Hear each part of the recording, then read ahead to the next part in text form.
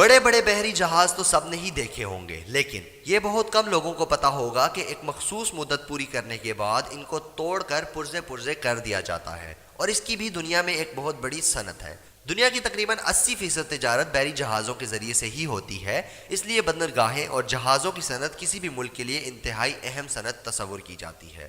پاکستان میں بھی 3 اہم بندرگاہیں ہیں۔ جہاز رانی کی کوئی اہم صنعت تو نہیں، لیکن یہ جان کر آپ سب کو ہی حیرت ہوگی کہ جہاز بنانے کی نہ صحیح لیکن جہاز توڑنے کی بہت بڑی صنعت ہے۔ بلوچستان کے ضلع لسبیلا میں گڈانی شپ بریکنگ یارڈ دنیا میں تیسری بڑی صنعت ہے۔ گڈانی کراچی سے تقریباً 50 کلومیٹر کے فاصلے پر واقع ہے۔ اس شپ بریکنگ یارڈ میں 10 کلومیٹر پر پھیلے ہوئے 132 پلاٹس ہیں۔ 80 کی دہائی میں یہ شپ بریکنگ یارڈ دنیا میں سب سے بڑا تھا، جس میں تقریباً 30,000 لوگ کام کرتے تھے، لیکن عدم توجہ دہی کی وجہ سے اب یہ تیسرے نمبر پر ہے، جس میں تقریباً اب 6,000 لوگ کام کرتے ہیں۔ دنیا میں ہر چیز آگے بڑھ کر ترقی کرتی ہے، لیکن پاکستان میں حساب کچھ الٹا ہی ہے، جہاں ہر چیز پیچھے کی طرف چلتی ہے۔ انڈیا اور بنگلہ دیش میں سے یہ صنعت آنے کے بعد گڈانی شپ بریکنگ یارڈ کی صنعت میں کافی کمی واقع ہوئی ہے۔ مقابلہ سخت ہونے کی وجہ سے اس کے کام کی صلاحیت میں کمی واقع ہوئی ہے۔ 1980 کے مقابلے میں اب اس میں 5ویں حصے پر کام ہو رہا ہے۔ ابھی بھی یہاں ایک سال میں